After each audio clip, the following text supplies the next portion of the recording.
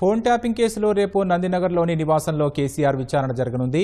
ఈ మేరకు జూబ్లీహిల్స్ ఏసీపీకి లేఖ రాసిన కేసీఆర్ చట్ట ప్రకారం నోటీసులు ఇవ్వలేదని పేర్కొన్నారు. చట్ట ప్రకారం తనకు నోటీసులు ఇవ్వకుండా తన గౌరవానికి భంగం కలిగించారని పేర్కొన్నారు. కేసీఆర్ విచారణ లేఖకు సంబంధించిన వివరాల్ని మా ప్రతినిధి రఘువర్ధన్ ప్రత్యక్ష ప్రసారం ద్వారా అందిస్తారు.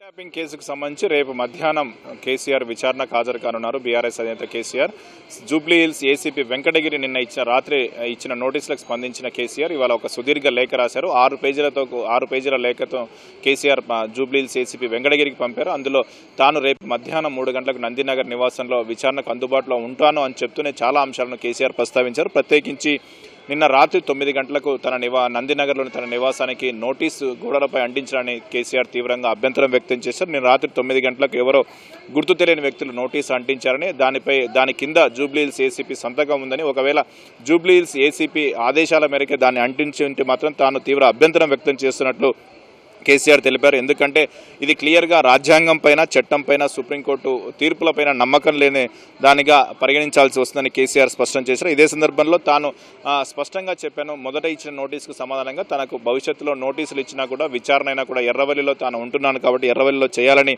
తాను స్పష్టంగా చెప్పినప్పటికీ కూడా అధికారులు తిరిగి నందినగర్ అన్నారు, పరిధి అన్నారు, హైదరాబాద్ పరిధి అన్నారు. కానీ వీటన్నింటిపైన కేసీఆర్ తీవ్ర అభ్యంతరం వ్యక్తం చేశారు. మొత్తం 160 CRPC సెక్షన్కి సంబంధించిన చాలా అంశాలు, ఇందుకు సంబంధించి గతంలో కోర్టులు ఇచ్చిన తీర్పులను వీటన్నింటినీ కూడా కేసీఆర్ ప్రస్తావించారు. అటు అధికారులు ఇచ్చిన సమాధానం, ఎన్నికల అఫిడవిట్లో ఉన్న చిరునామాను పరిగణలోకి తీసుకుంటున్నామని దానిపైన కూడా కేసీఆర్ పూర్తి స్థాయిలో అభ్యంతరం వ్యక్తం చేశారు. అది ఎన్నికల కోసం ఇచ్చిన అఫిడవిట్, తాను చాలా ఏళ్ల తరబడి ఎర్రవల్లిలో నివాసం ఉంటున్న విషయం అందరికీ తెలుసు.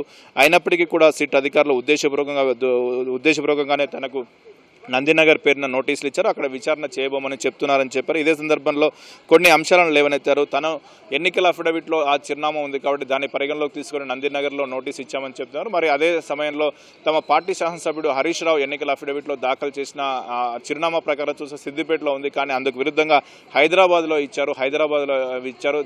తద్వారా చూస్తే దీని ద్వారా సిట్ ద్వంద్వ వైఖరి అర్థమవుతుందని కేసీఆర్ ఘాటుగా వ్యాఖ్యానించారు. ఈ ప్రకారం చూసుకుంటే అసలు తనకు ఇచ్చిన నోటీసు చెల్లదు, ఇది రాజ్యాంగ ఉల్లంఘన, అసలు నోటీసే నిలవదు, అక్రమం అని కూడా కేసీఆర్ అభ్యంతరం వ్యక్తం చేశారు. ఒకవేళ ఈ అంశాలన్నింటినీ పరిగణలోకి తీసుకుంటే తాను అసలు దీని ప్రకారం విచారణకు హాజరు కావాల్సిన అవసరమే లేదు, తాను వీటిని పట్టించుకోకుండా ఉండవచ్చని కూడా కేసీఆర్ స్పష్టం చేశారు. ప్రత్యేకించి సత్యేందర్ కుమార్ అంతిల్ కేసులో ఇందుకు సంబంధించి పూర్తి స్థాయిలో సిట్ పోలీసులు సుప్రీంకోర్టు తీర్పు కావచ్చు, చట్టాలను కావచ్చు పూర్తి స్థాయిలో ఉల్లంఘించారని చెప్పారు. ఇదే సందర్భంలో 160 CRPC సెక్షన్ ప్రకారం వివిధ హైకోర్టులు ఇచ్చిన తీర్పుల ప్రకారం జూబ్లీహిల్స్ ఏసీబీ అసలు తనకు నోటీసులు ఇచ్చే అధికార పరిధి కూడా లేదు. ఇదే సందర్భంలో తనను ఈ కేసులో 235F పంజాగుట్ట పిఎస్లో నమోదైన ఈ 243 కేసు FIR కింద తన స్టేట్మెంట్ను రికార్డ్ చేసే అధికారం కూడా జూబ్లీహిల్స్ ఏసీబీకి లేదని స్పష్టం చేశారు. ఇదే సందర్భంలో తప్పనిసరిగా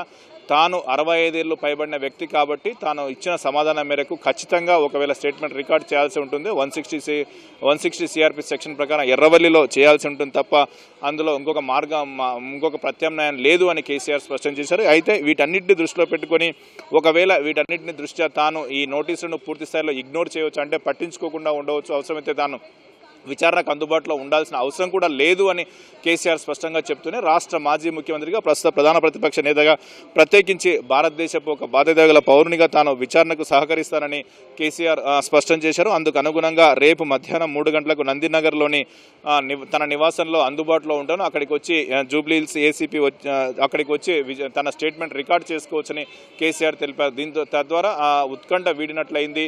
అధికారికంగా తాను రేపు నందినగర్ నివాసంలో విచారణకు అందుబాటులో ఉంటానని కేసీఆర్ చెప్పారు. కేసీఆర్ విచారణతో పాటు ఇందుకు సంబంధించి సిట్ నోటీసులు వీటన్నిటిని దృష్టిలో పెట్టుకుని బీఆర్ఎస్ పార్టీ ఇప్పటికే రాష్ట్ర వ్యాప్తంగా నిరసనలకు పిలుపునిచ్చింది. రాష్ట్ర వ్యాప్తంగా అన్ని గ్రామాల్లో రేపు దిష్టిబొమ్మలు దగ్ధం చేయాలని పార్టీ పిలుపునిచ్చింది. ఈ సందర్భంలో మున్సిపాలిటీలో, నియోజకవర్గ కేంద్రాల్లో నిరసన ర్యాలీలు చేపట్టాలని బీఆర్ఎస్ పార్టీ నేతలకు, శ్రేణులకు పిలుపునిచ్చింది. మున్సిపల్ ఎన్నికలు జరుగుతున్న తరుణంలో ఎక్కడికక్కడే జిల్లాలో ఈ కార్యక్రమాలు చేయాలని, హైదరాబాద్లో అందుబాటులో ఉన్న నేతలు తెలంగాణ భవన్కు రావాలని ఇప్పటికే పార్టీ నాయకత్వం ఆదేశించింది. ఈ మేరకు కేటీఆర్ నేతలతో టెలికాన్ఫరెన్స్ కూడా నిర్వహించి ఆదేశాలు జారీ చేశారు. మొత్తం రేపు మధ్యాహ్నం 3 గంటలకు నందినగర్లో కేసీఆర్ విచారణ జరగనుంది. ఈ సందర్భంగా రేపు రాష్ట్ర వ్యాప్తంగా బీఆర్ఎస్ పార్టీ నిరసనలు చేపట్టనుంది. Over to studio. ధన్యవాదాలు రఘువర్ధన్.